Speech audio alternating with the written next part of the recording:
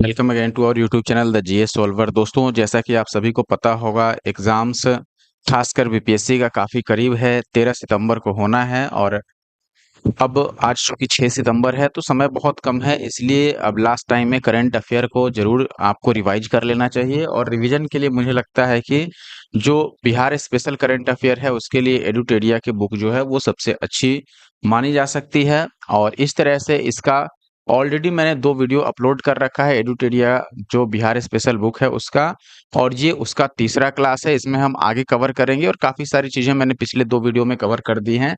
फिर आगे जो आपका बिहार की वन स्थिति रिपोर्ट है, बजट है, आर्थिक सर्वेक्षण है, ये सारी चीज़ें आगे हम देखने वाले हैं।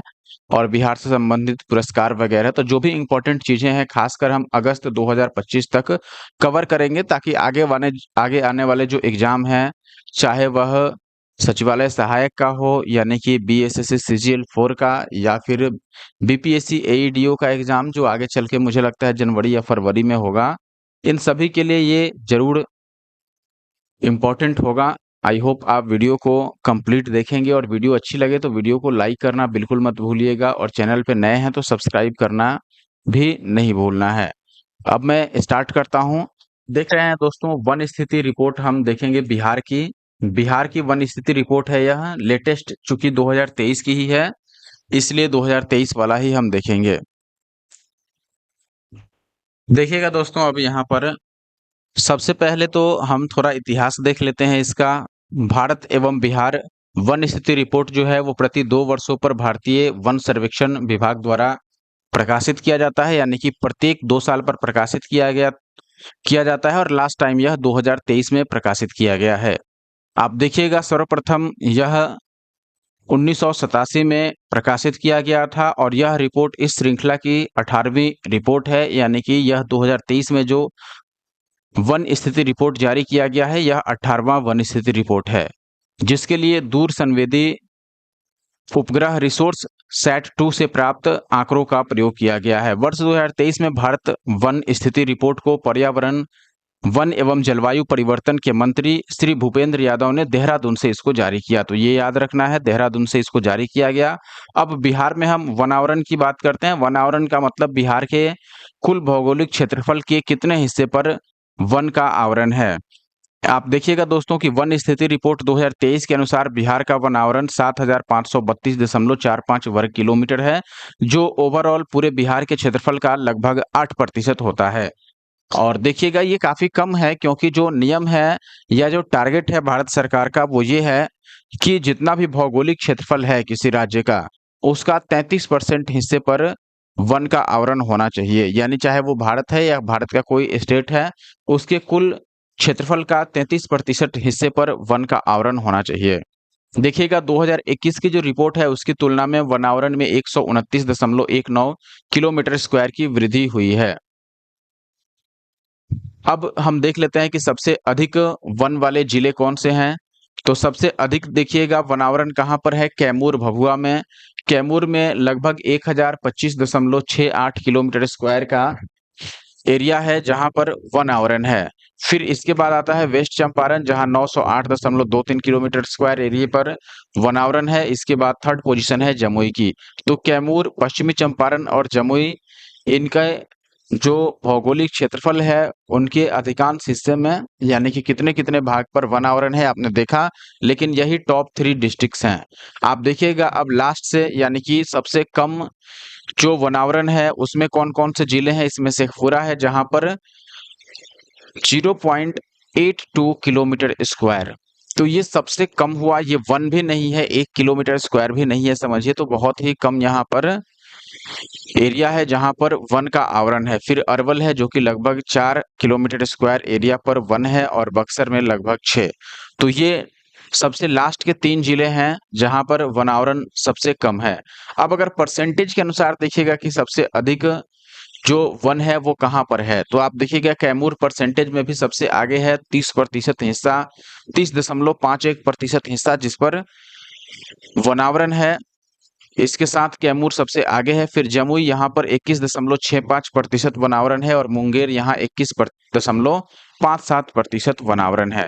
तो ये सबसे अधिक प्रतिशत क्षेत्रफल के हिसाब से वनावरण वाले जिले हैं। अब सबसे कम परसेंटेज वाले इसमें शेखपुरा 0.12%, फिर बक्सर 0.35% और फिर आता है सिवान यानी 0.42%। बताइए अब शेखपुरा में 0.12% है, यानी कि 1% भी यहाँ पर कुल भौगोलिक क्षेत्रफल का 1% हिस्सा भी ऐसा नहीं है जिस पर वनावरण हो।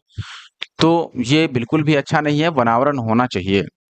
में एक बार तुलना करेंगे कि 2021 की तुलना में वनावरण में सबसे अधिक वृद्धि किस जिले ने किया, यानी कि किस जिले ने 2021 से 23 तक 2 सालों में और अधिक वन लगा करके अपने यहाँ वनावरण को सबसे अधिक बढ़ाया। तो इसमें देखिएगा भागलपुर का पहला स्थान है।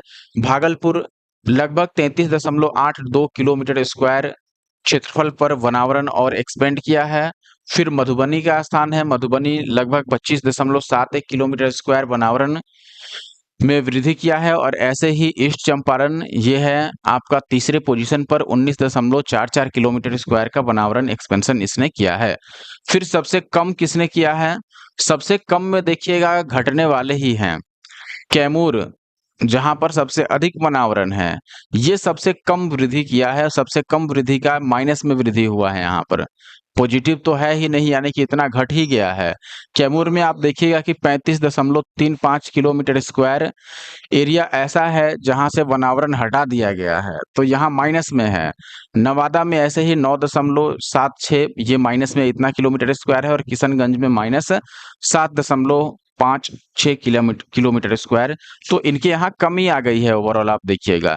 अब कुछ और इंपॉर्टेंट बिंदुएं आप देखिएगा तो इसमें सबसे पहले आता है बिहार में झाड़ी का कुल क्षेत्रफल 260.8 वर्ग किलोमीटर है, जो कुल क्षेत्रफल का यानी बिहार के कुल क्षेत्रफल का 0.28% हिस्सा है। तो आपसे पूछा जाए अगर कि बिहार के कितने प्रतिशत हिस्से पर झाड़ी है, तो ये है 0.28%। और किलोमीटर में आप देखेंगे एरिया वाइज ये 260.8 वर्ग किलोमीटर है। वाल्मीकि नगर टाइगर रिजर्व जो है ये 796 किलोमीटर स्क्वायर में वन है, जो कुछ टाइगर रिजर्व क्षेत्र का कुछ नहीं कुल टाइगर रिजर्व क्षेत्र का आप देखिएगा 85.71% है। अब आते हैं 2023 में बिहार में विभिन्न प्रकार के वन क्षेत्र, जैसे आप देखिएगा अत्यंत सघन वन। अत्यंत सघन वन का मतलब हुआ 70% अधिक शिखर सघनता जिसकी होनी चाहिए, 70% या उससे अधिक। तो देखिएगा ऐसे कितने वन हैं या फिर कितने एरिया पर ऐसा वन है। आप देखिएगा 2023 में 387 किलोमीटर स्क्वायर पर ऐसे वन थे। फिर सामान्य सघन वन जो शिखर सघनता होती है इनकी वो 40 से 70% तक, ये है आपका 3284 लगभग 3.49%। और खुले वन जिनकी शिखर सघनता बहुत कम होती है 10 से 40% तक, इनकी जो परसेंटेज है वो सबसे अधिक है 4%। और एरिया वाइज लगभग 3861 किलोमीटर स्क्वायर। और टोटल जो वन है या वनावरण वो तो आपने देखा कि इन सबको मिलाइएगा तो ये 7532 किलोमीटर स्क्वायर बनेंगे, लगभग कुल भौगोलिक क्षेत्रफल का 8%।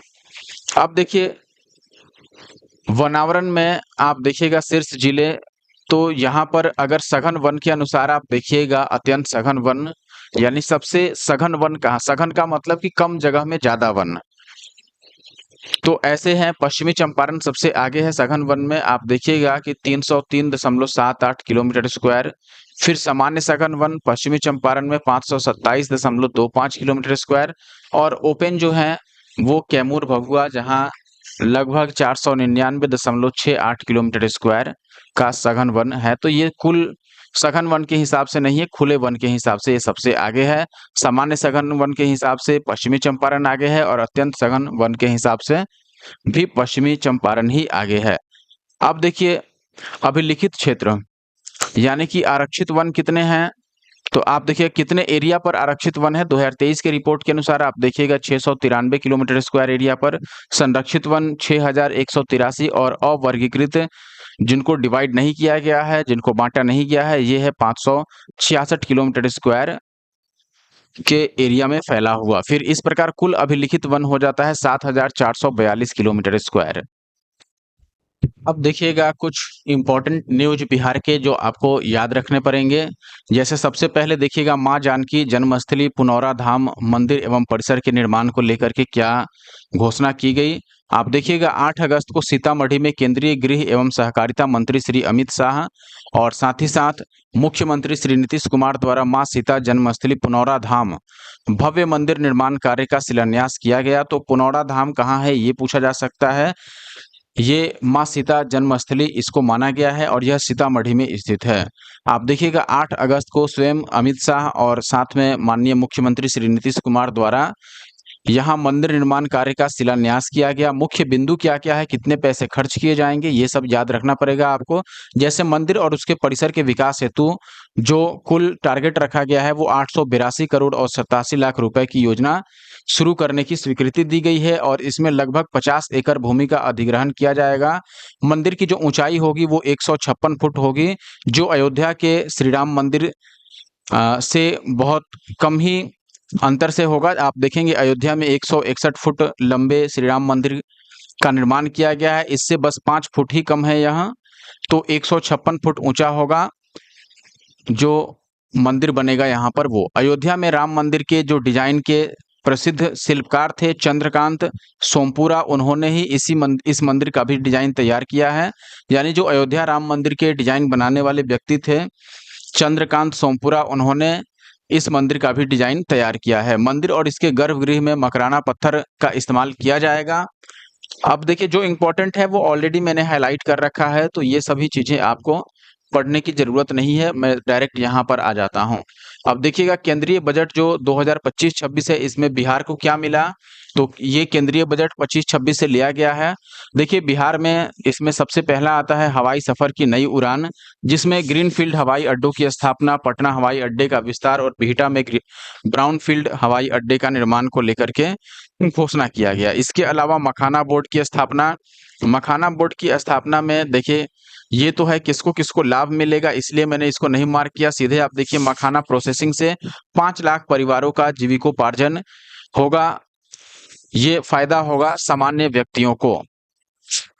आगे देखिएगा अब पश्चिमी कोसी नहर को वित्तीय सहायता दिया गया। इसमें केंद्रीय बजट 2025-26 में पश्चिमी कोसी नहर को वित्तीय सहायता में क्या-क्या मिला, जैसे बाढ़ सुरक्षा, उसके अलावा किसानों को सूखे से राहत मिलेगी, यानी बाढ़ भी नहीं आएगा और सूखा भी नहीं पड़ेगा। फिर देखिएगा खाद्य प्रसंस्करण संस्थान की स्थापना के लिए घोषणा किया गया और आईआईटी पटना इसके विस्तार की बात की गई। अब आगे बढ़ते हैं। अब एक और इम्पोर्टेंट चीज है जो बुद्ध सम्यक दर्शन संग्रहालय सह स्मृति स्तूप बनाया गया है, इसके बारे में थोड़ा आप डिटेल देख लीजिए। 29 जुलाई 2025 को वैशाली जिले के वैशालीगढ़ में नवनिर्मित बुद्ध सम्यक दर्शन संग्रहालय एवं स्मृति स्तूप का उद्घाटन मुख्यमंत्री श्री नीतीश कुमार द्वारा किया गया। सबसे पहले बुद्ध सम्यक दर्शन या फिर स्मृति जो स्तूप है यह कहाँ स्थित है, वैशाली जिले के वैशालीगढ़ में बनाया गया है। यह संरचना 550 करोड़ रुपए से अधिक की लागत से 72 एकड़ की भूमि में निर्मित की गई है। इसमें 15 से अधिक देशों के बौद्ध भिक्षुओं ने भाग लिया था। इसके अलावा आप देखेंगे इस स्तूप का निर्माण पुष्करनी तालाब और प्राचीन मिट्टी के स्तूप के पास किया गया है। संग्रहालय की पहली मंजिल पर भगवान बुद्ध के अस्थि कलश की पवित्र अवशेष पेटिका स्थापित की गई है। आधुनिक भारतीय इतिहास में पहली बार बिहार के वैशाली जिले में एक स्तूप का निर्माण पूरी तरह से पत्थर से किया गया है, जिसमें सीमेंट, ईंट या कंक्रीट का उपयोग बिल्कुल भी नहीं किया गया है। यह पूरी तरीके से पत्थर से निर्मित है। आप देखिएगा इसकी जो ऊंचाई है वो विश्व प्रसिद्ध सांची स्तूप से लगभग दोगुनी है। 4200 बलुआ पत्थर के खंडों को बिना किसी चिपकने वाली सामग्री के टग एंड ग्रूव तकनीक का उपयोग करके जोड़ा गया है इनको, यानी कि कोई चिपकने वाला यहाँ सामग्री नहीं इस्तेमाल किया गया। भव्य प्रवेश द्वार सांची तोरण की तर्ज पर बनाया गया है, यानी प्रवेश द्वार ही तोरण कहलाता है। तो सांची स्तूप में जैसा तोरण है यानी द्वार है, लगभग वैसा ही द्वार यहाँ बनाया गया है।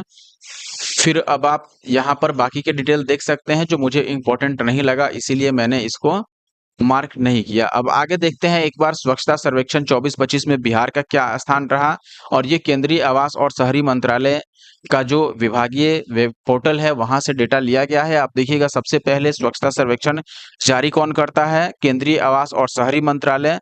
राष्ट्रपति द्रौपदी मुर्मू ने भारत मंडपम नई दिल्ली में स्वच्छता सर्वेक्षण पुरस्कार 2025 प्रदान किया था। कुल अंकों के आधार पर आप देखिएगा यहाँ पर 10 लाख से अधिक आबादी वाले शहरों की सूची में पटना को 21वां स्थान मिला है और पटना को 12,500 में से 10,584 अंक मिले हैं। तो स्थान याद रख सकते हैं, 10 लाख से अधिक जो आबादी वाले शहर होते हैं उनकी अलग रैंकिंग की जाती है और उसमें पटना को 21वां स्थान मिला है, जो बिल्कुल भी सही नहीं माना जा सकता है क्योंकि 20 शहर अभी भी इससे आगे हैं। और ये आप देखिएगा बड़े शहरों की रैंकिंग में जहां 3 से 10 लाख की आबादी होती है और जो पटना का स्थान हमने देखा वो 10 लाख से अधिक की आबादी वाले शहरों में था। अभी अगर हम 3 से 10 लाख की आबादी वाले शहरों में बात करें तो बिहार के जो रैंकिंग है बिहार के शहरों की वो इस प्रकार है। इसमें गया आता है 27वें रैंक पर। ये पूरे भारत में रैंक की बात की जा रही है, केवल बिहार में नहीं। भागलपुर आता है 64वें और मुजफ्फरपुर 78वें रैंक पर। तो बहुत खराब स्कोर है इनका स्वच्छता में। आप देखिएगा बिहार में 142 स्वच्छ सर्वेक्षण के अंतर्गत 142 शहर स्वच्छ सर्वेक्षण के अंतर्गत शामिल किए गए, जिसमें अंतिम 3 शहर है चनपटिया, कस्बा और फारबिसगंज, जिनका रैंक 142, 141 और 140 बहुत ही बुरी स्थिति है इनकी स्वच्छता के हिसाब से। बिहार में कुल 70 गंगा शहर हैं, यानी गंगा के आसपास के शहर हैं 17 हैं, 17 हैं, जिनमें से कुछ गंगा शहरों की रैंकिंग अब आप देख सकते हैं यहाँ पर। पटना इसका रैंक 4 है, फिर भागलपुर रैंक है 15, छपरा रैंक है 19। सर्वेक्षण के दौरान आप देखिएगा बिहार के गंगा किनारे स्थित 78 घाटों को कवर किया गया है। बिहार का कोई भी शहर मध्यम लघु और अति लघु श्रेणी में नहीं आया है, यानी कि स्थिति बहुत खराब है स्वच्छता में। बिहार से पटना को प्रॉमिसिंग स्वच्छ शहर पुरस्कार से सम्मानित किया गया। गार्बेज फ्री सिटी में पटना और गया जी को 3 स्टार रेटिंग मिला है गार्बेज फ्री सिटी के मामले में। आगे देखिएगा गार्बेज फ्री सिटी कचरा मुक्त शहर में बिहार से पटना और गया को 3 स्टार रेटिंग मिली, वहीं भागलपुर और सुपौल को 1 स्टार मात्र मिला है। आप देखिएगा मोतिहारी नगर निगम को स्वच्छता सर्वेक्षण में 5वां स्थान प्राप्त हुआ और 58 कैंटोनमेंट शहरों में दानापुर को सफाई के मानक पर 44वां स्थान मिला है। बताइए 58 में 44वां स्थान कितना खराब बात है। यानी कि 43 शहर अभी भी दानापुर से आगे हैं स्वच्छता के मामले में। ठीक है, आगे बढ़ते हैं। फिलहाल आप देखिएगा अब सामाजिक सुरक्षा पेंशन में जो मुख्यमंत्री द्वारा घोषणा की गई, तो यहाँ देखिएगा राज्य के जो वृद्धजन व्यक्ति हैं या दिव्यांगजन हैं या फिर विधवा हैं महिलाएं, उन सभी को महीने में पहले 400 रुपये प्रति माह पेंशन के रूप में दिया जाता था, लेकिन अब माननीय मुख्यमंत्री की घोषणा के बाद यह 1100 रुपये पेंशन की राशि कर दी गई है। प्रति माह 1100 रुपये अब पेंशन के तौर पर मिलेगा। सामाजिक सुरक्षा पेंशन हर माह अब 10 तारीख को दिया जाएगा। नीतीश कुमार जो माननीय मुख्यमंत्री हैं, इन्होंने सामाजिक सुरक्षा पेंशन योजना के 1 करोड़ 11 लाख से अधिक लाभार्थियों के खाते में लगभग 1227.27 करोड़ रुपए ट्रांसफर किए। सामाजिक सुरक्षा पेंशन योजना के कुल लाभार्थियों में 54.54% जो हैं वो महिलाएं हैं, यानी 50% से अधिक महिलाएं हैं। आगे देखिएगा बिहार के निवासी महिलाओं को ही अब 35% का आरक्षण मिलेगा। जैसे पहले पता होगा आपको कि बिहार में महिलाओं को 35% का आरक्षण दिया गया था, लेकिन बिहार से बाहर की महिलाओं को भी एग्जाम में जो रिक्रूटमेंट्स एग्जाम होती हैं जैसे बीएसएससी, बीपीएससी वगैरह, उसमें 35% का आरक्षण दूसरे स्टेट की महिलाओं को भी मिलता था, लेकिन अब केवल और केवल बिहार की महिलाओं को 35% आरक्षण मिलेगा। यानी कि बिहार स्टेट का डोमिसाइल सर्टिफिकेट होना चाहिए। आप देखिएगा राज्य के सरकारी विभाग में जो भी अब नियुक्ति होगी उसमें सिर्फ बिहार निवासी महिला को ही 35% क्षैतिज आरक्षण का लाभ मिलेगा। जिस परीक्षा का रिजल्ट आना शेष है उन सभी में भी यह लागू किया जाएगा। यह राज्य स्तरीय से लेकर अधीनस्थ सेवाओं सभी में लागू होगा। आप देखिएगा दिव्यांगजन पुरुषों को सिविल सेवा परीक्षा की तैयारी के लिए 1 लाख रुपए तक का प्रोत्साहन राशि स्वीकृत की गई है। अब देखिएगा बिहार के 2 स्थल हैं जो जल विरासतों में शामिल किए गए हैं। तो कौन कौन से हैं? सबसे पहले देखिए देश के 78 जल विरासतों में बिहार के भी 2 जल विरासतों को शामिल किया गया है। तो 78 जल विरासत हैं जिसमें से 2 बिहार के हैं। कौन-कौन है आप देखिए, इसमें सासाराम का शेरशाह सूरी का मकबरा है और पटना का अगम कुआं, 2 ऐसे शहर हैं जिनको जल विरासत सूची में शामिल किया गया है। इस प्रकार देश भर के 78 जल विरासतों में बिहार के 2 जल विरासत शामिल हो गए। एक तो शेरशाह सूरी का मकबरा और जो सासाराम में है, और दूसरा पटना का अगम कुआं। और इसमें महाराष्ट्र, राजस्थान और तमिलनाडु सबसे अधिक हैं, यानी कि इनके पास 7-7 जल विरासत स्थल इनके शामिल हैं इन 78 जल विरासतों में। यानी देश भर के 78 जो जल विरासत स्थल हैं, इसमें महाराष्ट्र, राजस्थान और तमिलनाडु के 7-7 स्थल शामिल हैं, जबकि मध्य प्रदेश के 6 जल विरासत स्थल शामिल हैं और बिहार का 2 आपने देख ही लिया। कौन-कौन है? सासाराम से है शेरशाह सूरी का मकबरा और पटना से अगम कुआं। अब बिहार में देखिए 4 आयोगों और मदरसा बोर्ड का गठन किया जाएगा। 4 आयोग कौन-कौन है? एक तो अति पिछड़ा वर्ग आयोग, जिसके अध्यक्ष बनेंगे प्रोफेसर नवीन कुमार आर्य को बनाया गया है अध्यक्ष। फिर बिहार राज्य महिला आयोग, इसके अध्यक्ष अप्सरा मिश्रा को बनाया गया है। फिर बिहार राज्य बाल श्रमिक आयोग, इसका अध्यक्ष अशोक कुमार बादल को बनाया गया। और बिहार राज्य खाद्य आयोग, इसका अध्यक्ष सरकार को बनाया गया। तो ये याद रखना इम्पोर्टेंट है, जरूर याद रखिए। इसके अलावा मदरसा बोर्ड का अध्यक्ष बनाया गया है सलीम परवेज को। तो देखिए, पहले तो 4 आयोग कौन से हैं जिनका पुनर्गठन किया गया? एक तो अति पिछड़ा वर्ग, दूसरा बिहार राज्य महिला आयोग, फिर बिहार राज्य बाल श्रमिक आयोग और फिर बिहार राज्य खाद्य आयोग। तो ये 4 आयोग हैं जिनका पुनर्गठन किया गया और इनके अध्यक्ष कौन-कौन हैं, ये आपको याद रख लेना है। मदरसा बोर्ड के अध्यक्ष हैं सलीम परवेज। आगे बढ़ते हैं। अब राज्य के मजदूरों की मजदूरी में भी बढ़ोतरी की गई है।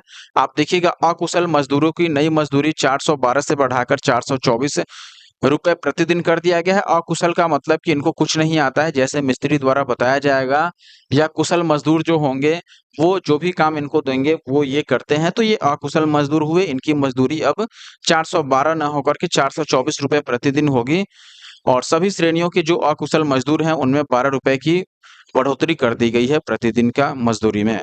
वर्गीकरण में देखिएगा, श्रमिकों को उनके कार्यों और प्रकृति के आधार पर अकुशल, अर्धकुशल, कुशल और अति कुशल श्रेणियों में बांटा गया है, जिसके आधार पर उनको मजदूरी की राशि प्रदान की जाती है। आप यहाँ टेबल में देख सकते हैं, अकुशल मजदूर को 424, अर्धकुशल जो होगा वो 440 उसको प्रतिदिन की मजदूरी होगी। कुशल को 536 रुपए प्रतिदिन और अति कुशल को 654 रुपए प्रतिदिन मिलेंगे। ये न्यूनतम मजदूरी है, इसके ऊपर भी मिल सकता है। और नई जो मजदूरी दर है वो 1 अप्रैल 2025 से लागू किया जा चुका है। अब देखिए, ग्रीन बजट 2025-26 ये बिहार वित्त विभाग से लिया गया है डिटेल्स। आप देखिएगा, बिहार 2020-21 में ग्रीन बजटिंग की प्रक्रिया शुरू करने वाला भारत का पहला राज्य था जिसने ग्रीन बजट पेश किया। तो 20-21 में किया गया बिहार द्वारा और बिहार पहला ऐसा राज्य बना। आप देखिएगा, बिहार राज्य प्रदूषण नियंत्रण बोर्ड, जिसको बीएसटीसी भी कहा जाता है, इसने वर्ष 2070 तक राज्य को कार्बन न्यूट्रल बनाने के लिए यूएनईपी के साथ समझौता ज्ञापन हस्ताक्षर किया है। 2070 काफी दूर है, लेकिन 2070 तक अगर कार्बन न्यूट्रल बनता है तो ये एक अच्छी बात होगी। लेकिन इसके लिए आज से और अभी से ही सरकार को प्रयास करना होगा, और सरकार के साथ-साथ जो लोकल लोग हैं, लोकल गवर्नमेंट है, और जो भी प्रशासनिक पदाधिकारी हैं या विभाग हैं, और सबसे महत्वपूर्ण जो राज्य की जनता है, उनका योगदान इसमें होगा। आप देखिएगा, बिहार देश का पहला राज्य है जो आईआईटी कानपुर के सहयोग से स्वदेशी तकनीक का उपयोग करके ग्रामीण क्षेत्रों में ब्लॉक स्तर पर परिवेशी वायु की गुणवत्ता की निगरानी करता है। और साथ ही अब ग्रीन बजट 25-26 में देखिए क्या-क्या प्रावधान है। वित्त वर्ष 25-26 में हरित बजट के लिए कुल आवंटन कितना किया गया? आप देखिएगा, 15,588.28 करोड़ रुपए लगभग अनुमानतः इतना आवंटन किया गया है। किसको? ग्रीन बजट के लिए। तो ग्रीन बजट के लिए आवंटन कितना किया गया है 25-26 में? 15,588.28 करोड़ रुपए लगभग।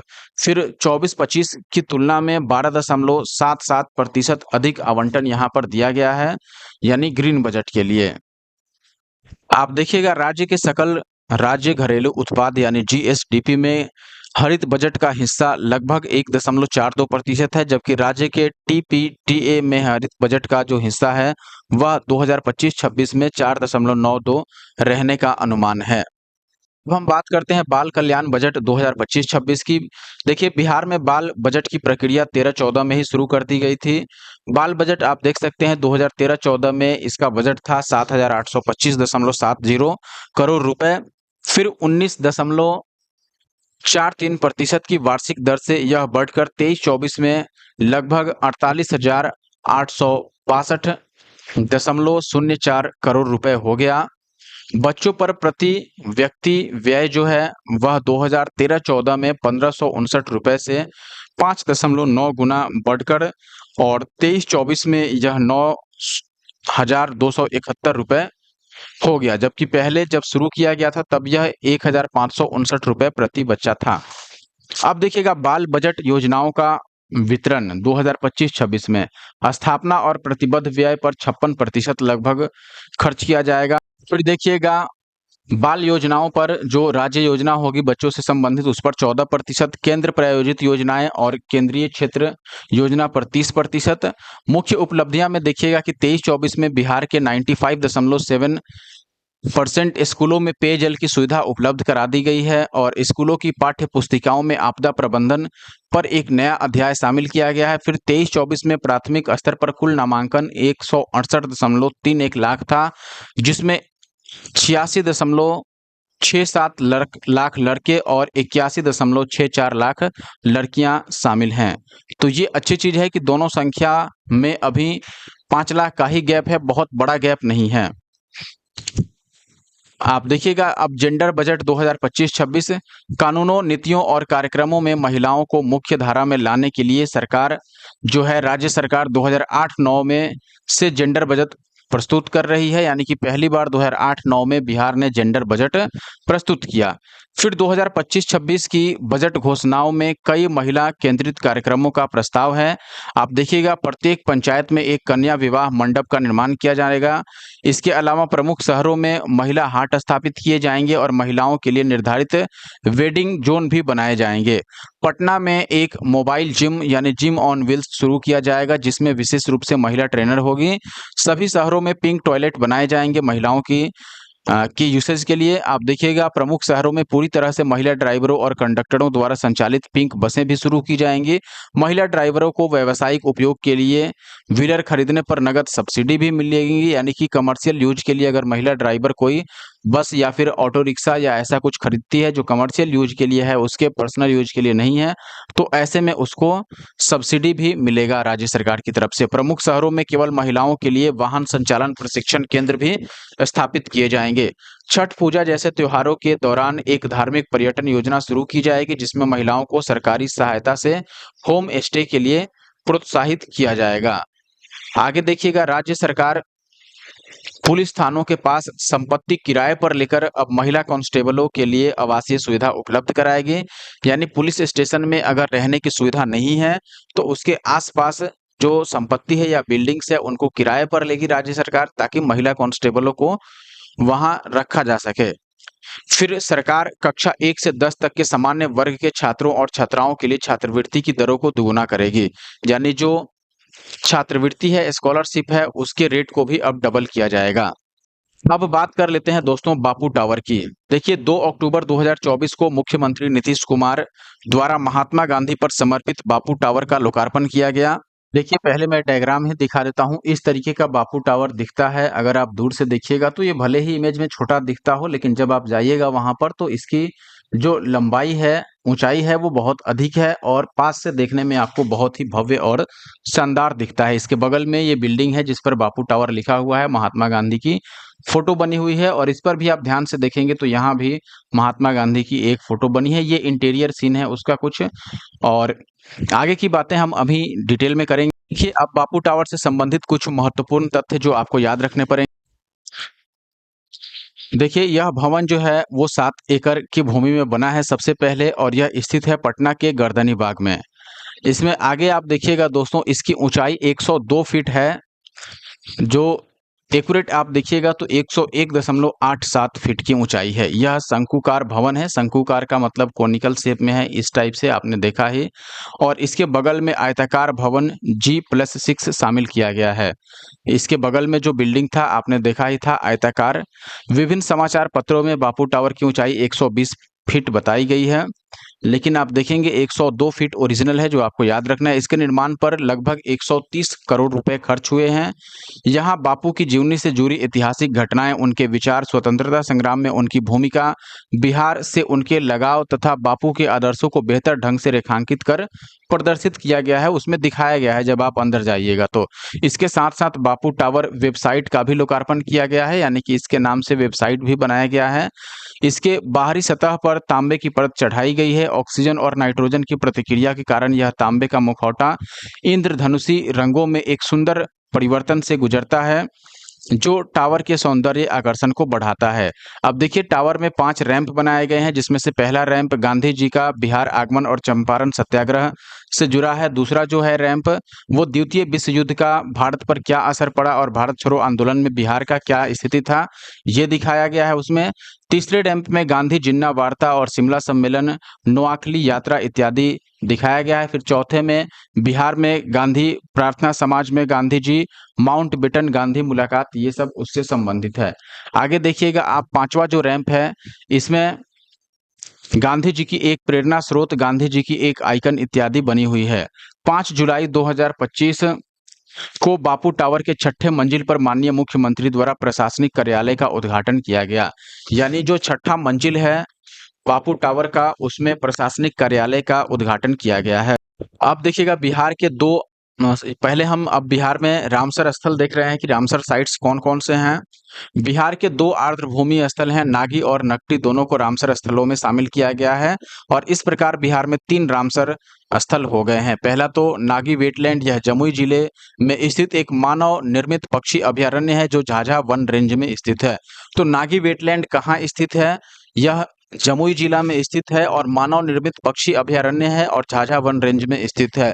इसको भारत सरकार के रामसर स्थल में शामिल किया गया है। इसके अलावा आप देखिएगा नागी नदी पर बांध बनाकर नागी वेटलैंड का निर्माण किया गया था। यह 791 हेक्टेयर में फैला हुआ है और यहाँ पर 7,844 पक्षी देखे गए 2023 के अनुसार। आप देखिएगा 1984 में वेटलैंड को पक्षी अभयारण्य के रूप में नामित किया गया था। और फिर दूसरा जो वेटलैंड है जिसको रामसर स्थल में शामिल किया गया है, ये भी जमुई में ही है। नाम क्या है इसका? आप देखिएगा नकटी वेटलैंड। क्या नाम है दोस्तों? नकटी वेटलैंड। मैं एक बार आपको दिखा देता हूं। तो दूसरा है दोस्तों नकटी वेटलैंड, जो आप देखेंगे ये भी जमुई में ही स्थित है। यह भी मानव निर्मित पक्षी अभयारण्य है, लेकिन इसका जो एरिया है वह है 333 हेक्टेयर। 333 हेक्टेयर में यह फैला हुआ है। आप देखिएगा एशियाई जल पक्षी गणना 2023 के अनुसार यहाँ पर 6,938 पक्षी पाए गए। यहाँ लुप्त प्राय भारतीय हाथी और एक संकटग्रस्त देसी कैटफिश सहित विश्व स्तर पर संकटग्रस्त प्रजातियां यहाँ पर पाई जाती हैं। 1984 में इस आर्द्रभूमि को पक्षी अभयारण्य के रूप में नामित किया गया। नोट में देखिएगा बेगूसराय जिले की कांवर झील है, जिसको 2020 में बिहार का पहला रामसर साइट घोषित किया गया था। और कांवर झील के बाद जमुई के 2 वेटलैंड नागी और नकटी को इसमें मिलाया गया है। आप देखिएगा कांवर झील बूढ़ी गंडक नदी से बनी एशिया की सबसे बड़ी गोखुर झील है, यानी ऑक्सबो लेक है। देखिए दोस्तों, तीसरी एशियाई जल पक्षी गणना 2024 देख लेते हैं। पर्यावरण, वन एवं जलवायु परिवर्तन मंत्री प्रेम कुमार ने तीसरी एशियाई जल पक्षी गणना 2024 की रिपोर्ट जारी की है। यह 28 जिलों के 84 आर्द्रभूमि में सर्वे किया गया था। आप देखिएगा इसमें जो इम्पोर्टेंट पॉइंट्स हैं, इसमें सबसे पहले तो बिहार में जल पक्षियों की संख्या याद रख लीजिए। ये है जल पक्षियों की संख्या, नहीं प्रजातियों की हम बात कर रहे हैं। तो इनकी 237 प्रजातियां मिली हैं, जिनमें से 19 प्रजातियां संकटग्रस्त हैं। और ओवरऑल जो पक्षियों की संख्या है बिहार में वो 80,246 है। कुछ संकटग्रस्त प्रजातियां में ग्रेटर एडजुटेंट है, कॉमन पोचार्ड है, फिर सारस क्रेन है, काली टोपी वाला किंगफिशर, फिर फाल्के डेक डक इत्यादि पक्षी शामिल हैं। हम देखेंगे सुशील मोदी जी के बारे में। बिहार के पूर्व उप मुख्यमंत्री श्री सुशील मोदी का कैंसर से पीड़ित होने के कारण 23 मई 2024 को निधन हुआ। इनका जन्म 5 जनवरी 1952 को पटना में हुआ था। उन्हें मरणोपरांत भारत सरकार द्वारा पद्म भूषण सम्मान 2025 से सम्मानित किया गया। वे 1990 में पहली बार पटना सेंट्रल, जो कि अब कुम्हारर है, से विधानसभा के लिए चुने गए थे। तो 1990 में वे विधानसभा के लिए चुने गए थे और इनको 2025 में पद्म भूषण दिया गया है। जन्म इनका 1952 में 5 जनवरी को पटना में हुआ था।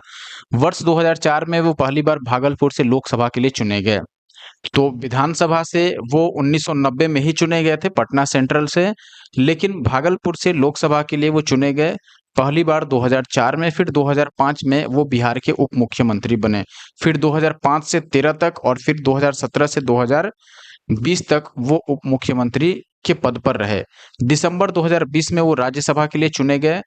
वे 1973 में पटना विश्वविद्यालय छात्र संघ के महासचिव भी थे। उस समय वो जो छात्र संघ था उसके अध्यक्ष श्री लालू प्रसाद यादव थे। उन्होंने लालू प्रसाद यादव के ऊपर लालू लीला नामक पुस्तक भी लिखी। आप देखिएगा 1983 से 86 तक अखिल भारतीय विद्यार्थी परिषद के अखिल भारतीय महासचिव रहे वो, और आपातकाल के दौरान उन्हें 5 बार गिरफ्तार भी किया गया था। उनके और भी 2 पुस्तकें हैं जो आप याद रखिएगा, क्या बिहार भी असम बनेगा और आरक्षण। तो ये 2 पुस्तकें हुई और एक लालू लीला करके है जो तीसरी पुस्तक हुई। तो इनकी 3 पुस्तकें याद रखना है, क्या बिहार भी असम बनेगा, आरक्षण और लालू लीला। ठीक है, आगे देखिएगा दोस्तों, सार्वजनिक परीक्षा अनुचित साधनों की रोकथाम अधिनियम 2024 लाया गया है बिहार विधानसभा द्वारा। आप देखेंगे सार्वजनिक परीक्षाएं जितनी भी होती हैं बिहार में, अनुचित साधनों के प्रयोग को, यानी कि चीटिंग को समझिए, चीटिंग को, या फिर जो भी अलग से पैसे लेकर या फिर घूस खिलाकर जो नौकरी लेने देने वाला बात होता है, उसको रोकने के लिए ये अधिनियम लाया गया है, सार्वजनिक परीक्षा अधिनियम 2024। आप देखिएगा इस अधिनियम के अंतर्गत सभी अपराध, यानी कि जो भी सार्वजनिक परीक्षाओं में अपराध होगा वो गैर जमानती होगा और गैर समनीय होगा। अनुचित साधनों और अपराधों का सहारा लेने वाले किसी भी व्यक्ति या फिर व्यक्तियों का जो समूह होगा उसको 3 से 5 साल की कैद और 10 लाख रुपए तक का जुर्माना लगाया जा सकता है। जो भी ऐसा व्यक्ति पकड़ा जाएगा, या भले ही वह व्यक्तियों का समूह हो, 3 से 5 साल तक की जेल और साथ में 10 लाख रुपए तक का जुर्माना। फिर देखिएगा सेवा प्रदाता जो होगा, यानी कि फर्म। सेवा प्रदाता का मतलब जो एग्जाम सेंटर है, चाहे वह विद्यालय हो या फिर ऑनलाइन एग्जाम सेंटर हो, उसके जो डायरेक्टर होंगे, वरिष्ठ प्रबंधन होंगे, यानी कि मैनेजर या फिर प्रभारी व्यक्ति होंगे, अगर उनकी संलिप्तता पाई जाती है तो उनको भी 3 से 10 साल तक की कैद और 1 करोड़ रुपए तक का जुर्माना लगाया जा सकता है। और फिर देखिएगा यदि कोई व्यक्ति या व्यक्तियों का समूह जिसमें परीक्षा प्राधिकारी या सेवा प्रदाता या अन्य संस्था शामिल है, यानी कि अगर संस्था खुद शामिल है, ये पिछले वाला ही हो गया फिर, और साथ में व्यक्तियों का समूह शामिल है और संगठित अपराध करता है, यानी कि सेवा प्रदाता भी है, मान लीजिए कि स्कूल वाले भी हैं या फिर जो एग्जाम सेंटर वाले हैं वो भी मिले हैं और बाहरी व्यक्ति भी मिले हुए हैं, तो ऐसे में 5 से 10 साल तक की कैद और 1 करोड़ रुपए की जुर्माना से दंडित किया जाएगा। लाइन और याद रख सकते हैं कि किसी भी अपराध का जो इस अधिनियम के तहत होगा उसमें जांच पुलिस उपाधीक्षक से नीचे के पद का अधिकारी नहीं होना चाहिए। अगला आता है बिहार अपराध नियंत्रण अधिनियम 2024। देखिएगा यह जो अधिनियम है बिहार अपराध अधिनियम नियंत्रण अधिनियम 1981 का स्थान लेगा, यानी उसको प्रतिस्थापित करेगा। उसके बदले में यह चेंज करके लाया गया है। आप इस तरीके से समझिए, देखिएगा आप यहाँ पर दोस्तों कि इस अधिनियम में असामाजिक तत्वों पर नियंत्रण करने के लिए विशेष प्रावधान है। इसके जरिए भूमि, बालू, शराब समेत अन्य आपराधिक मामलों में शामिल अपराधियों पर शिकंजा कसा जाएगा। मुख्य विशेषता आप देखेंगे इसमें क्या है, यह जो अधिनियम है यह परिभाषित करता है कि किसे असामाजिक तत्व या असामाजिक व्यक्ति कहा जाना चाहिए। इसके अलावा जो डीएम्स होते हैं, यानी कि जिला मजिस्ट्रेट जो होते हैं, ये किसी भी व्यक्ति को एक क्षेत्र से दूसरे स्थान पर निर्वासित करने का आदेश दे सकते हैं कि आपको यहाँ नहीं रहना है, दूसरी जगह रहना है। आरोपी जो होगा वो संबंधित डिवीजन के, यानी कि जो प्रमंडल होगा उसके प्रमंडलीय आयुक्त के समक्ष जाकर के अपील कर सकता है अगर उसको अपने बचाव पक्ष में कुछ कहना है तो। और आगे देखिएगा, पुलिस निरीक्षक यानी कि जो पुलिस इंस्पेक्टर होते हैं उनके पोस्ट के नीचे क्या कोई भी पुलिस अधिकारी इसमें तलाशी या फिर जब्ती करने की पावर उसके पास नहीं होगी। आता है बिहार पुलिस सुरक्षा प्रवर्तन अधिनियम 2024। आप देखिएगा, राज्य के प्रतिष्ठानों में सार्वजनिक सुरक्षा उपाय उपलब्ध कराना इसका प्रमुख उद्देश्य है। ये जो अधिनियम लाया गया है, यह सरकार को सार्वजनिक निगरानी प्रणाली तक पहुंच प्रदान करता है ताकि अपराधों को रोकने और उनका पता लगाने के लिए अपराधियों का रिकॉर्ड बनाया जा सके। यानी कि जो भी सार्वजनिक निगरानी प्रणाली है उसको यहाँ पर और मजबूती से पेश किया गया है। आप देखिएगा, जैसे आतंकवादी हमलों सहित सुरक्षा खतरों के खिलाफ सुरक्षा के रूप में निवारक पुलिसिंग में सुधार करना इसका प्रमुख उद्देश्य रहेगा। इसमें देखिएगा, सार्वजनिक सुरक्षा समिति मालिक या प्रबंधक उन व्यक्तियों पर जुर्माना लगा सकती है जो दिशा निर्देशों का पालन नहीं कर रहे हैं, और पहले महीने में दिशा निर्देश का पालन नहीं होने पर 10,000 रुपए का डिफॉल्ट उस पर जुर्माना होगा, और फिर बाद के महीनों में 25,000 रुपए तक पर मंथ जुर्माना लगाया जा सकता है। अब आता है बिहार नई पर्यटन नीति 2024।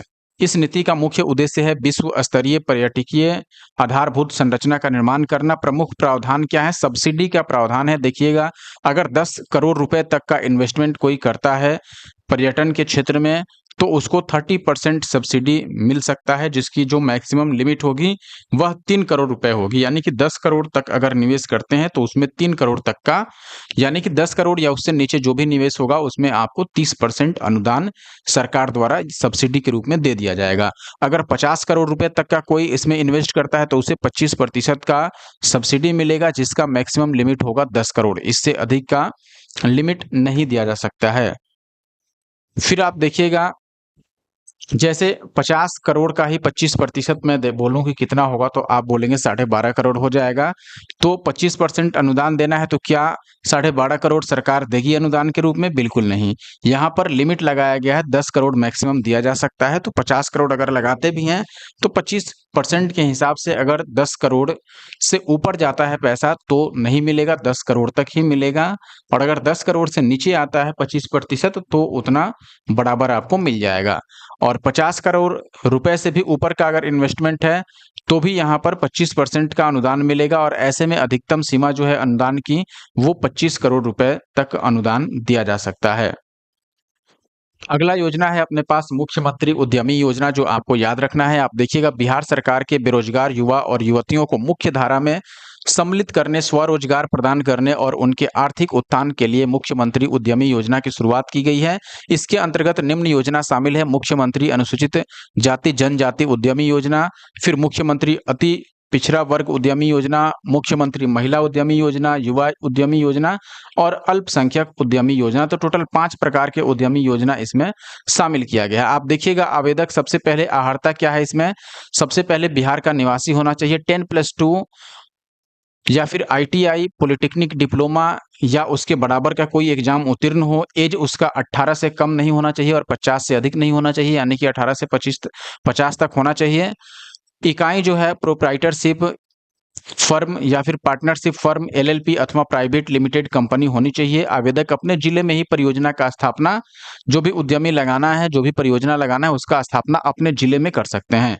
वित्तीय सहायता के रूप में आप देखिएगा, जिस भी आवेदक का चयन होगा उसको परियोजना स्थापना करने और उसके संचालन के लिए अधिकतम 10 लाख रुपए तक का वित्तीय सहायता उपलब्ध कराया जाएगा, जिसमें कुल परियोजना का 50% अधिकतम 5 लाख रुपए तक का अनुदान मिल सकता है तथा शेष 50% अधिकतम 5 लाख रुपए तक का ब्याज मुक्त ऋण होगा। यानी कि मान लो आपने 10 लाख का लोन लिया, किसके लिए? कोई परियोजना लगाने के लिए, तो इसमें 5 लाख तक का तो आपको मिल जाएगा सब्सिडी, और बाकी का जो 5 लाख है वो बिना ब्याज वाला ऋण होगा। यानी कि वो 5 लाख आपको लोन के रूप में सरकार को चुकाने होंगे और उसका कोई ब्याज नहीं लगेगा। और आप देखेंगे कि ये ब्याज मुक्त ऋण है। और एक चीज और है यहाँ पर कि यह जो राशि है ये 3 किस्तों में मिलेगी। इसी प्रकार से जैसे मुख्यमंत्री उद्यमी योजना था, वैसा ही है बिहार लघु उद्यमी योजना। इसमें आप देखेंगे दोस्तों, जाति आधारित गणना के अनुसार 94 लाख से अधिक परिवार आर्थिक रूप से गरीब पाए गए। इसीलिए राज्य में बेरोजगारी में कमी लाने के उद्देश्य से बिहार लघु उद्यमी योजना लाई गई है, जिसका उद्घाटन मुख्यमंत्री द्वारा 5 फरवरी 2024 को किया गया। आप देखिएगा इसकी महत्वपूर्ण बिंदुएं में 2023-24 में 250 करोड़ रुपए और 2024 में 1000 रुपए करोड़ खर्च करने का इसमें प्रावधान है, यानी कि इस योजना को चलाने के लिए योजना के अंतर्गत प्रत्येक जो लाभुक है उसको स्वरोजगार के लिए अधिकतम 2 लाख रुपए तक का अनुदान दिया जाएगा, ताकि वह अपना रोजगार कोई स्वयं खोल सके या फिर उसको चला सके। यह राशि 3 किस्तों में दी जाएगी। पहली किस्त 25% होगा, दूसरा 50% योजना का और तीसरा फिर से 25%। ओवरऑल आप देखेंगे 100% कंप्लीट हो जाता है और यह केवल बिहार के निवासियों को ही बिहार लघु उद्यमी योजना का लाभ मिल सकता है। आवेदन की तिथि को लाभुक की जो उम्र है वो 18 से 50 वर्ष के बीच होनी चाहिए और लाभुक के परिवार की जो आय है पर मंथ वो 6000 रुपए से कम होनी चाहिए।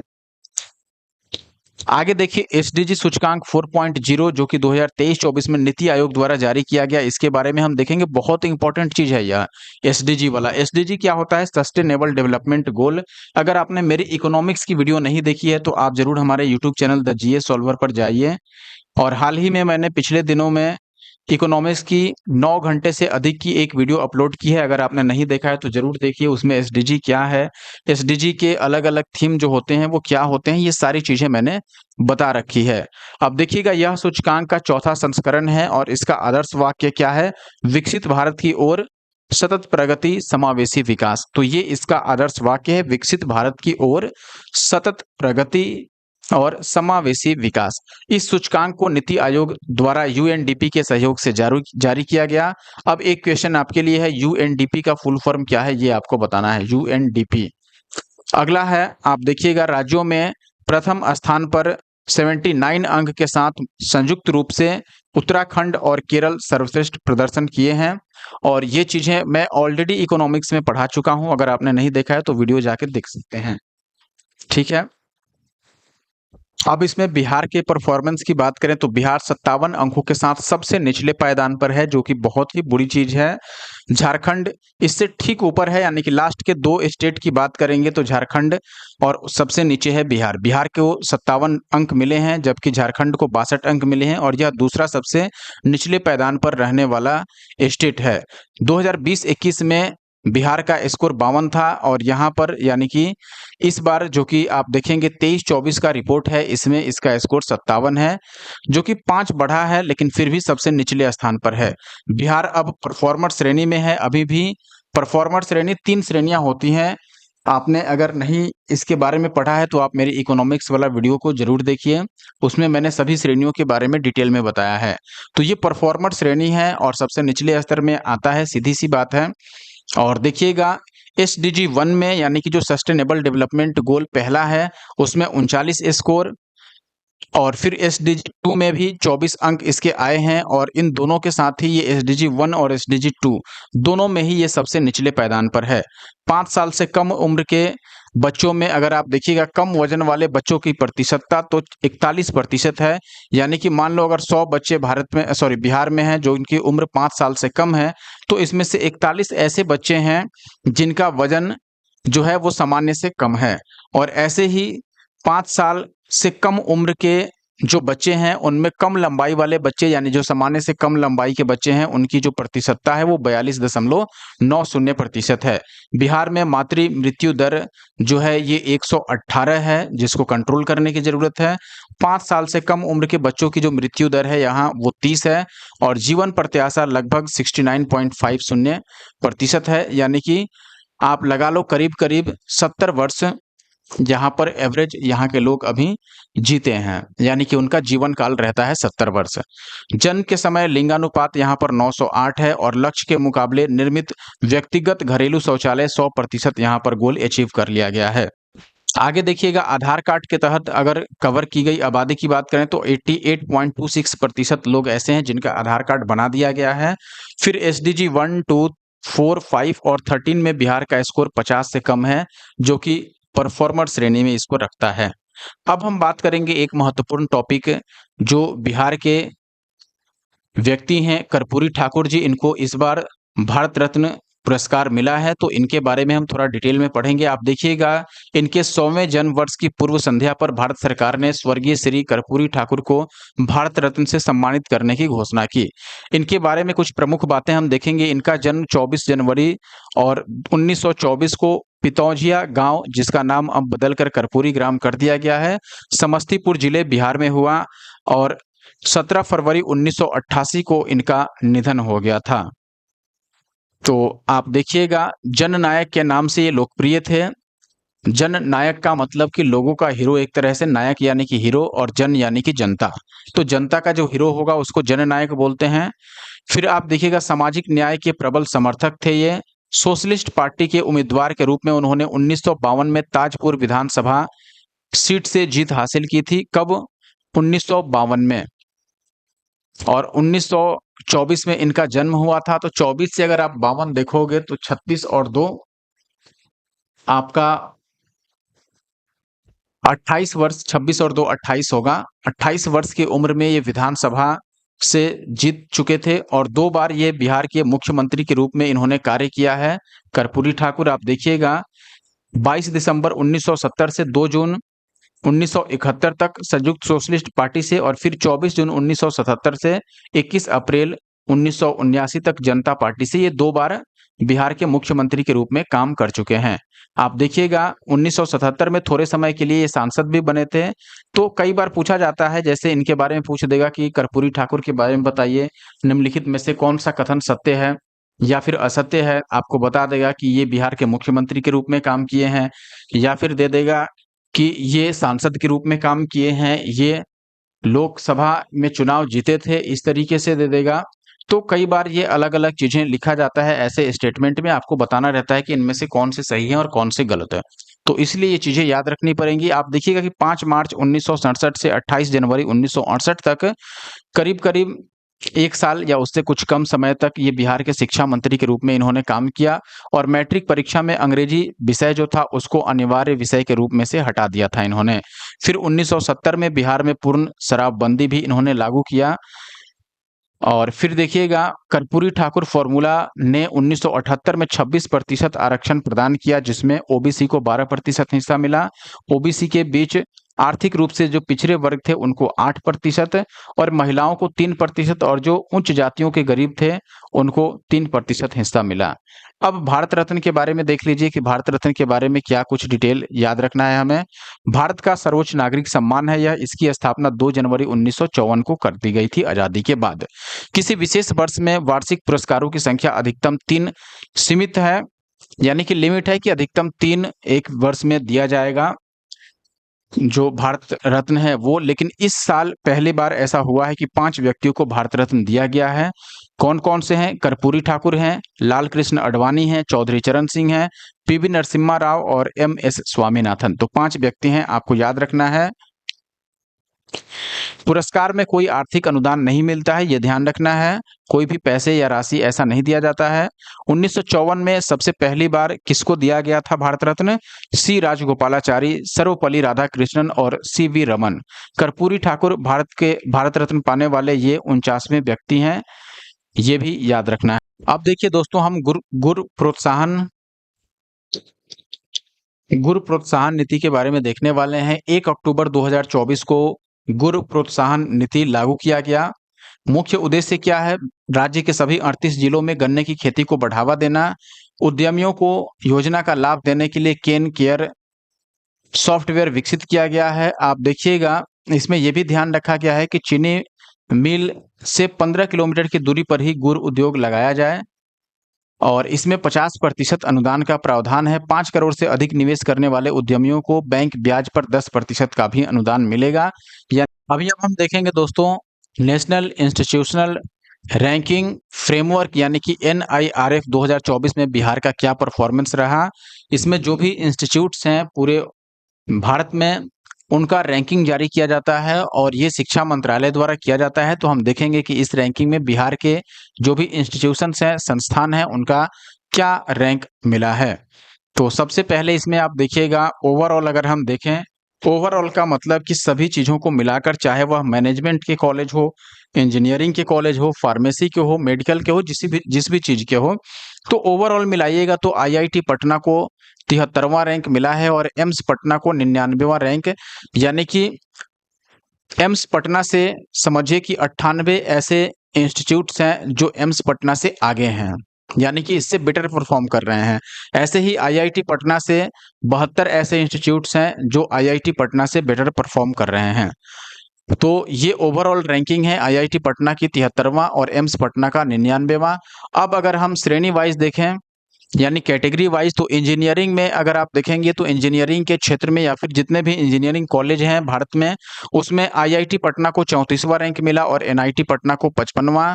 यानी कि केवल इंजीनियरिंग कॉलेज की बात कीजिएगा तो 33 ऐसे इंजीनियरिंग कॉलेज हैं जो पटना आईआईटी से आगे हैं और 54 ऐसे आईआईटी कॉलेज हैं जो एनआईटी या फिर ऐसे इंजीनियरिंग कॉलेज हैं जो एनआईटी पटना से आगे हैं।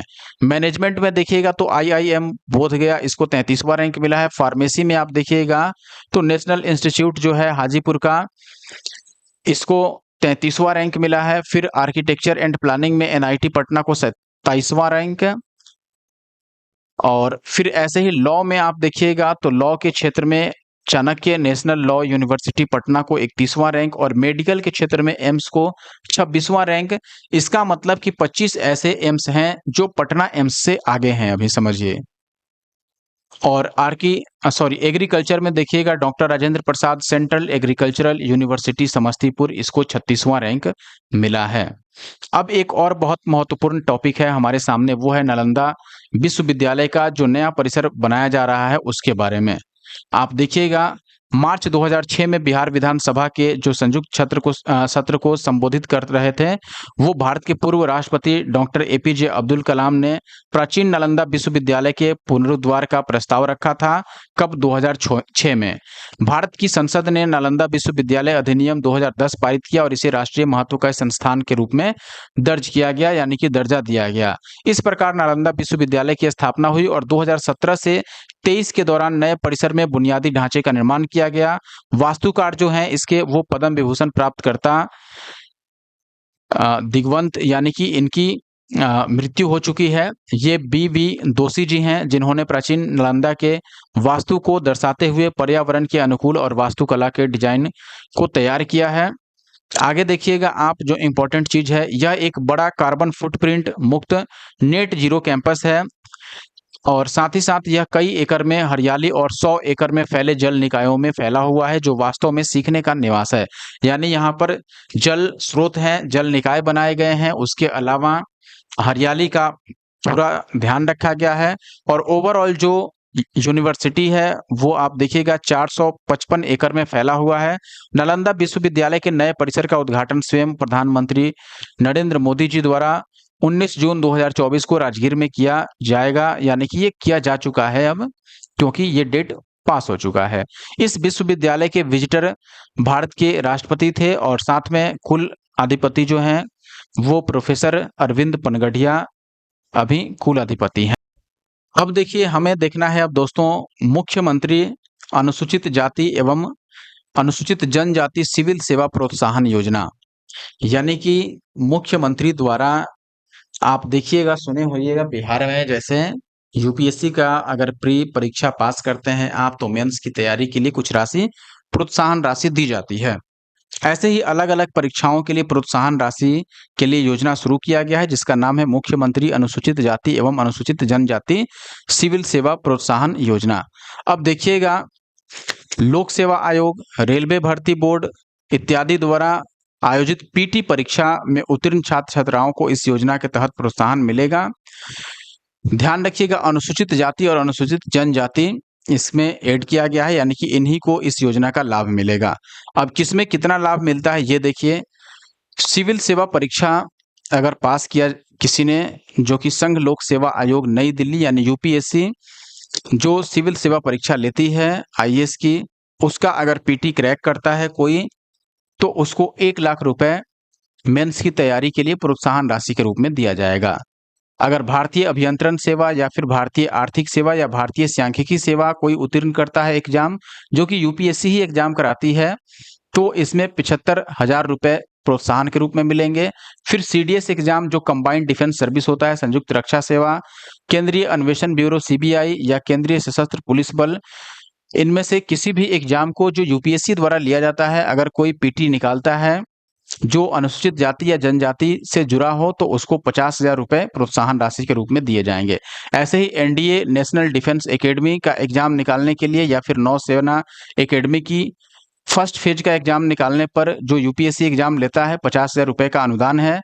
फिर ऐसे ही बीपीएससी यानी कि बिहार लोक सेवा द्वारा जो परीक्षा ली जाती है उसके पीटी को निकालने पर आपको 50,000 रुपए प्रोत्साहन राशि मिलेंगे। चाहे दूसरे भी राज्य का जो स्टेट पीसीएस का एग्जाम होता है उसमें भी 50,000 रुपए पीटी निकालने पर मिलेंगे। आरबीआई ग्रेड बी का जो एग्जाम होता है, एसबीआई या फिर अन्य जो बैंक होते हैं आईबीपीएस द्वारा जो पीओ का एग्जाम लिया जाता है, उसमें अगर पीटी एग्जाम क्वालिफाई करते हैं तो वहां पर भी 30,000 रुपए अनुदान के रूप में मिलेंगे। फिर एसएससी सीजीएल की हम बात कर लेते हैं, यानी कि संयुक्त स्नातक स्तरीय जो परीक्षा होती है जो केंद्रीय कर्मचारी चयन आयोग यानी एसएससी द्वारा लिया जाता है, इसमें 30,000 रुपए पीटी पास करने पर मिलेंगे। और ऐसे ही विभिन्न रेलवे बोर्डों द्वारा जो ग्रेजुएशन लेवल का एग्जाम लिया जाता है उसमें पीटी पास करने पर 30,000 रुपए प्रोत्साहन राशि के रूप में दिया जाएगा। आगे देखिएगा दोस्त, अब हम देखेंगे यहाँ पर 2023 से 25 तक शुरू की गई बिहार सरकार द्वारा जो अलग अलग योजनाएं हैं वो, इसमें सबसे पहले नाम आता है, तो हम लेटेस्ट शुरू करेंगे 1 जुलाई 2025 को जो शुरू किया गया मुख्यमंत्री कलाकार पेंशन योजना। मुख्यमंत्री कलाकार पेंशन योजना क्या है? जीवन भर योगदान देने वाले जो वृद्ध कलाकार हैं, आर्थिक रूप से कमजोर हैं, उपेक्षित कलाकार हैं, इनको आर्थिक सहायता प्रदान की जाएगी और जो भी पात्र कलाकार होंगे उनको 3,000 रुपए पर मंथ पेंशन के रूप में दी जाएगी। मुख्यमंत्री गुरु शिष्य परंपरा योजना, देखिए ये भी जुलाई 2025 में मंत्रिमंडल से इसको मंजूरी प्रदान की गई। इसका उद्देश्य है राज्य की सांस्कृतिक धरोहर को संरक्षित रखना, दुर्लभ जो लोक कलाएं हैं या फिर जो संगीत विद्याएं हैं और चित्रकलाएं हैं इनको पुनर्जीवित करना। इसमें चयनित जो भी 20 गुरु हैं उनको 15,000 रुपए प्रति माह, 20 संगीतकारों को 7,500 रुपए प्रति माह और 160 शिष्यों को 3,000 रुपए पर मंथ वित्तीय सहायता दी जाएगी। मुख्यमंत्री प्रतिज्ञा योजना, इस योजना के तहत विभिन्न कंपनियों में इंटर्नशिप करने वाले युवाओं को वित्तीय सहायता मिलेगी। मुख्यमंत्री कन्या विवाह मंडप योजना, ये पहले भी हमने देखा है पहले की वीडियो में। इस योजना के तहत राज्य की जितने भी ग्राम पंचायत हैं 8,053 सभी पंचायतों में विवाह मंडप बनाने की स्वीकृति दी गई है, जिससे समाज के जो कमजोर वर्ग होंगे उनके परिवार पर शादी विवाह करने में आर्थिक बोझ कम पड़े। मुख्यमंत्री बालिका कैंसर प्रतिरक्षण योजना, आप देखिएगा स्वास्थ्य मंत्री मंगल पांडे ने सर्वाइकल कैंसर से बचाव के लिए मुख्यमंत्री बालिका कैंसर प्रतिरक्षण योजना का शुभारंभ किया। इस योजना के तहत कुल 1 करोड़ बच्चियों का मुफ्त टीकाकरण किया जाएगा। इसके अंतर्गत बच्चेदानी के मुंह का कैंसर से बचाव हेतु 9 से 14 वर्ष की बालिकाओं को निःशुल्क एचपीवी यानी कि ह्यूमन पैपिलोमा वायरस वैक्सीन का टीका दिया जाएगा। आगे देखिएगा मुख्यमंत्री वाहन चालक कल्याण योजना, इसके तहत जो भी वाहन चालक हैं चाहे ट्रक, बस, ऑटो या टैक्सी ड्राइवर है उनकी बीमा, आंखों की जांच और भारी वाहन चलाने की ट्रेनिंग में राज्य सरकार खुद मदद करेगी। अब देखिएगा अभी हम 2024 से 23 की तरफ बढ़ रहे हैं। बिहार लघु उद्यमी योजना, ये भी हमने पहले देखा है कि मासिक पारिवारिक आय जो होगा जिसका भी 6,000 से कम होगा, ऐसे गरीब परिवारों को स्वरोजगार के लिए 2 लाख रुपए तक की सहायता दी जाएगी। और फिर मेरी सड़क मेरी जवाबदेही योजना, इसमें सफाई कर्मियों के सम्मान में यह लाया गया है पटना नगर निगम द्वारा मेरी सड़क मेरी जवाबदेही कार्यक्रम। फिर देखिएगा टुगेदर वी आर्ट कार्यक्रम, ये शुरू किया गया है बिहार संग्रहालय में G20 देशों के जो कलाकारों की कलाकृतियों को प्रदर्शित करने के लिए। फिर मिशन परिवर्तन, उप मुख्यमंत्री उस समय के जो थे तेजस्वी यादव, इन्होंने मेडिकल कॉलेजों में सुधार के लिए मिशन 60 दिन के तर्ज पर मिशन परिवर्तन को लॉन्च किया था। आगे आप देखिएगा हर घर गंगा जल योजना, ये लास्ट है जो कि नवंबर 2022 में शुरू किया गया था। गंगा जल आपूर्ति योजना के तहत गंगा नदी के पानी को पाइपलाइन के जरिए राजगीर, गया और बोध गया एवं नवादा में उपलब्ध करवाना इसका उद्देश्य था। 28 नवंबर 2022 को बोध गया में इसकी शुरुआत की गई। कुल पाइपलाइन की जो लंबाई है वो 151 किलोमीटर की है, जिसका कुल बजट 4,475 करोड़ रुपए का है और 2051 तक जो भी जनसंख्या होगी उसको भी टारगेट में लिया गया है, उतने लोगों के लिए यहाँ पर व्यवस्था की जा रही है। तो इस वीडियो में हम इतना ही रहने देते हैं दोस्तों, और अभी तक का यानी कि यहाँ तक का पीडीएफ आपको हमारे Telegram group the GS solver पे प्रोवाइड करा दिया जाएगा। आप वहाँ जा करके और इसको डाउनलोड करके और इसकी रिवीजन आप कर सकते हैं। एग्जाम काफ़ी करीब है, इसलिए करंट अफेयर ज़रूर एक बार रिवाइज़ कर लीजिए आप लोग। ठीक है, मिलते हैं नेक्स्ट वीडियो में, तब तक अगर आपने हमारे इस वीडियो को लाइक नहीं किया दोस्तों और आप अगर हमारे YouTube channel the GS solver पे सब्सक्राइब नहीं किए हैं, तो इस यूट्यूब चैनल को सब्सक्राइब कर लीजिए और इस वीडियो को लाइक कर दीजिए और कमेंट करके जाइएगा। वीडियो देखने के लिए धन्यवाद।